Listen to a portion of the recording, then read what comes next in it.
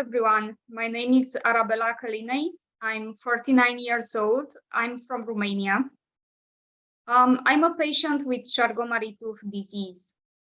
I actually have 14 people in my family with CMT, my two sons included. So basically, CMT has been a part of my life and a part of my family from as long as I know. I can't remember a time without CMT, because even when I was young, I remember that I used to fall a lot, to trip a lot, and this was something very annoying, of course, for a child not be able to play with the other kids the same they did. And on the other hand, I had balance problems. I used to do a lot of physical recovery while I was a child. I already knew it was a disease that I inherited from my mother. I could see how the disease progressed in my mother, for example, and my aunts. But I didn't know exactly what to expect from my own experience. On the other hand, I'm sometimes clumsy when handling things. You know, even now as an adult, it's so difficult for me to wash dishes, for example, because sometimes it's difficult just to grab things and handle them in a normal way. Balance has always been an issue, and you know, even when you go outside with your friends or just take a walk, you never know when you just trip and fall down, or when you try to take a bus, for example. The lack of balance is definitely a problem. So again, then there is a lot of fatigue, a lot of tiredness that comes with CMT, and this is basically my daily struggle even now. I have to take a lot of supplements just to try to overcome and to fight this fatigue. And I think this is one of the most annoying symptoms. Then it's that period of the year, for example, when autumn is coming or winter is coming, and your hands and feet are always freezing, and you don't know what to do to get yourself a little bit more warmer, because you know, CMT gets you a lot of problems with cold hands and cold feet. One of the main issues that I face on a daily basis with CMT is that my feet got so atrophied, the muscles are so weak, and they just atrophied in the sense that now I do have a lot of deformities. My ankles are twisted, and I can wear only orthopedic shoes, which is not comfortable at all. I know there is always an option to have surgery, but sometimes in Romania you don't get to have doctors who have a lot of expertise in this field. So maybe you just postpone the surgery and you try to deal with what you have. It's difficult when you cannot walk for long distances, for example. You have to just rest for a while because your feet are hurting. And then there are always these back spine problems, in the sense that you have a lot of back pains. People with CMT, usually they have also back pains. You know, when you're not walking normally, your back and your spine is just, you get scoliosis, and it just hurts so much sometimes.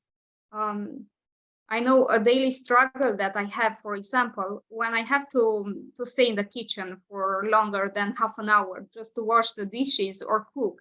It's very difficult for me because standing still in that wrong position with my feet just gives me a lot of pain in my back.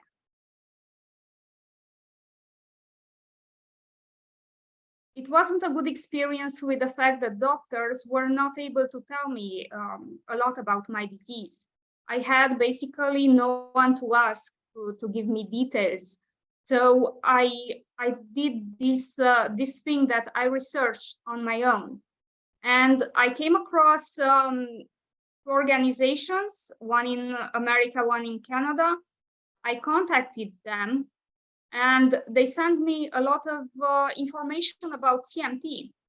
So I started to learn about my own disease, which helped me a lot because I was able to better understand the way it functioned.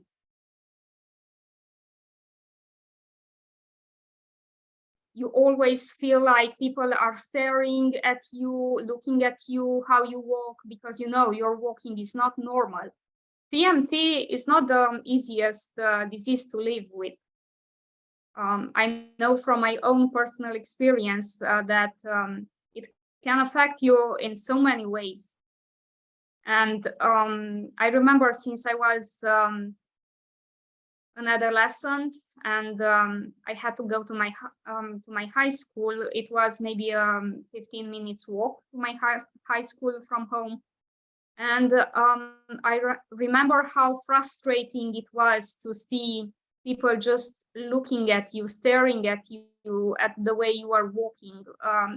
You always knew your walking is not the normal way. It's something that is visible and people could see it. And they just, I don't know, maybe sometimes they felt pity for you, or you were just under the impression that they are feeling pity. Maybe they were just curious about why you walk like this, so strange. But to see it on a daily basis, it was very frustrating. On the other hand, even now as an adult, sometimes it just happens that small children in the street, they just see my walking and maybe start making fun of the way I move and I walk. So it's a little bit frustrating, and even more than that, because it makes you focus so much on your disease that at one point you may even begin to identify yourself with CMT, which is not good, of course. It's not healthy. But you know, if you don't have a good psychologist to work with, even since childhood, then you just face these, I don't know, inferiority complexes or something like this. You feel like you are not complete, you are not good enough. Maybe you are not like the rest of the people, and as this is has a major impact on all your life, on your activities, but also on your self-esteem. You know, because even people living with disabilities should be a little bit more confident in their abilities. To have a disability doesn't mean that you lack abilities. You do have a lot of abilities, but you have to try to find a way to show people your abilities and not your disability. This is my personal belief.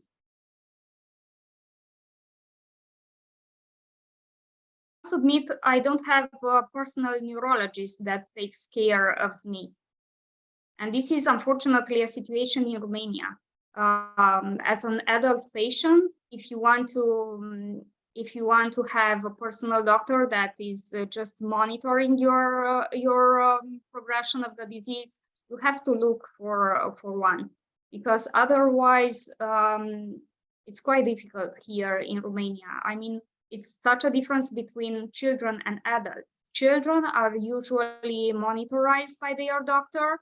So we do have a different situation when it comes to children in Romania. I remember when I was a child, I had a doctor that was seeing me on a regular basis and trying to give me some advice, although maybe he didn't tell me so many things about the disease because he didn't knew maybe himself. I mean, all that I used to hear was this disease is without treatment. We do whatever we can just to help. But at least I was seen by a neurologist on a periodical basis. I mean, because I think this is relevant in Romania, the fact that, you know, it's a different situation from children to adults. No, it's just the system. You know, it's just the system. You children, when they get how is it called, when they became adults, so at 18 years old, when they became adults, practically they are lost in the system. Pediatrists, they cannot no longer see them because they cannot go to a children's hospital anymore, and they have to find a doctor by themselves, because usually the doctors do not refer them to an adult neurologist, which is a bit crazy, and it's not a normal situation. Maybe there are some very involved physicians, some very good doctors that just out of concern for the patient, they try to guide the patient to an adult neurologist. And this is amazing, but it happens usually in big cities, maybe like university cities or the capital.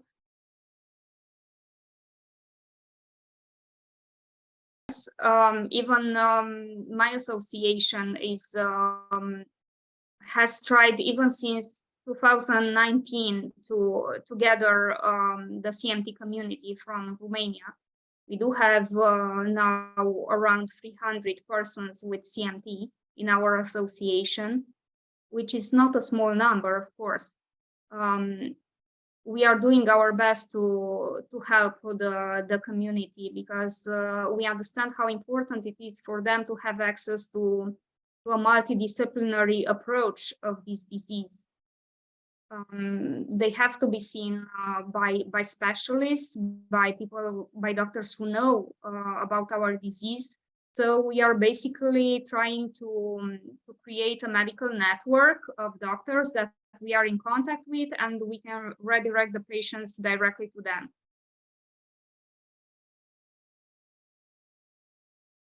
I can say I was even more than lucky to have a very nice community.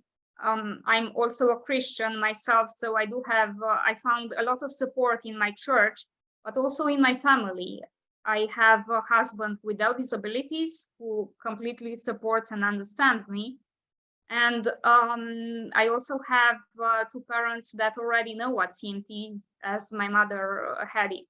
And this was of major importance to me, the fact that I have so much support in my friends and in my family, because I cannot imagine how it would feel to be just isolated from society and just neglected from people. I think it's very important to try to become socially included, and this is also up to us, because what I experienced is that when you open yourself to people, people open themselves to you. So basically, people respond to the way you are behaving towards them. And that is how I made a lot of friends. I'm usually a very sociable person, and I enjoy speaking with people and making a lot of friends. This was something that I can say helped me along my road with CMT, because otherwise I would have just become isolated and maybe depressed because of my condition. But I really feel like we have so much to offer to the society. CMT is just a part of us. It doesn't define us. And every person dealing with CMT should rely on friends and family. If you don't have friends, just go out there and make some friends.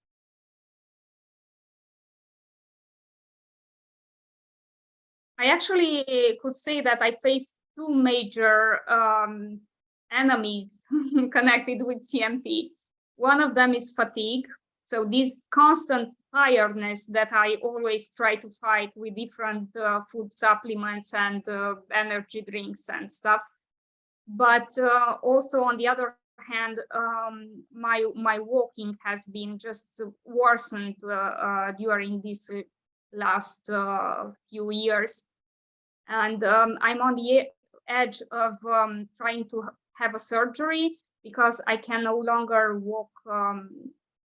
My feet are hurting all the time. I can walk only with my orthopedic shoes, which is not very comfortable sometimes. And I feel like if I will postpone my surgery for too long, then I don't know, I will have to get into a wheelchair, which is not an option for me yet. So basically, it's walking for me, it's extremely difficult, and keeping balance and trying to walk without getting hurt from my orthopedic shoes for longer distances.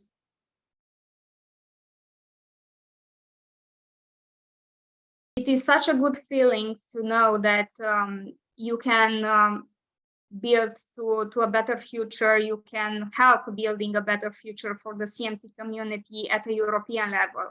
And this is my personal mission. That's why in 2019, I joined the European CMT Federation, and together with them, we are doing our best to increase the quality of life of people living with CMT in Europe. We know it's very important for the CMT communities from different countries to join together and to try to find solutions to our problems. I know that maybe treatments are out there, and we are happy about it. We really hope that the doctors will also support us, and the medical experts will be as interested as involved as possible to help us get this wonderful dream that we are all dreaming of, having treatments for CMT, having better care for CMT, and living a better life with a higher quality.